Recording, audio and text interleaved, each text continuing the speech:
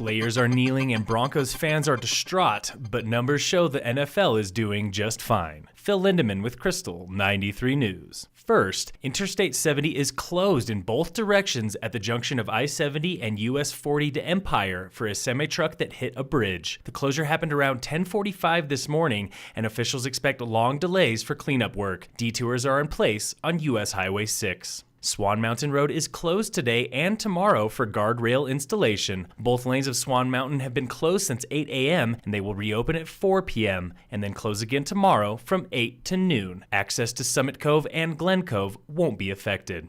The debut of men's and women's adaptive bank slalom at Dew Tour is just 3 days away, but local Paralympians in training are already deep into their season. It started early for us. We were in New Zealand back in August. That went really well, and then we had 10 days at Copper Mountain before they opened, before we took off to Europe for 3 weeks, and I just got back this past Monday. That was James Sides, a California native who now calls Summit County home. He's one of several snowboarders training with Adaptive Action Sports in Copper, a nonprofit founded by Paralympic medalist Amy Purdy. Sides is a retired Marine who lost his arm to a bomb in Afghanistan in 2012, and now, less than 5 years later, he's waiting for a first ever chance at Paralympic glory. That is the whole enchilada. That is the goal. Tune in again today at 4 and 5 o'clock for more news from the athletes at Adaptive Action Sports as they get ready for the Dew Tour banked slalom. Is the NFL on the decline?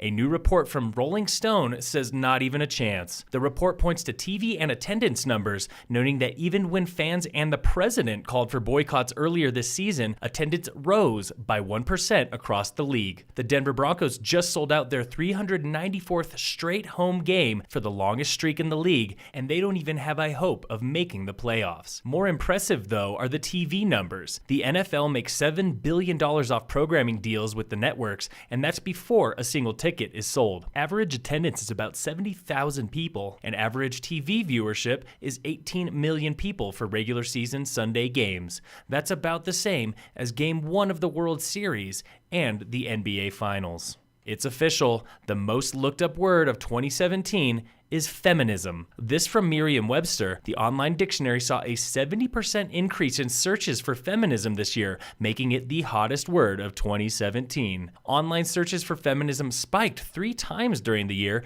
including January after the Women's March in Washington, late February when White House advisor Kellyanne Conway defined the term as anti-male, and again this fall when the Me Too movement took down powerful sex offenders like Harvey Weinstein and Matt Lauer. In case you didn't know, as defined by Merriam-Webster, feminism is the theory of political, economic, and social equality between the sexes. Another top search this year, complicit. That is dictionary.com's most searched term. The town of Frisco is getting a brand new skate park, and officials want you to weigh in on the design. Today at 5:30 p.m., the town is hosting a public forum with park designers to get feedback on the new park. It has already been approved in the 2018 town budget, and construction is slated to begin this coming summer. Today's public meeting is held at the Frisco Adventure Park Day Lodge and includes a free beer and appetizer. Things get started at 5:30. In sports, the Avalanche play the Washington Capitals tonight. Game time is 5 p.m. in D.C., and then the Denver Nuggets play the Detroit Pistons in Detroit. That one is also at 5 o'clock. In local sports, brought to you by Dillon Ridge Liquors, the Summit High girls basketball team is in Wheat Ridge today for a non-conference game. The boys team is off until Friday. Phil Lindemann with Krystal, 93 News.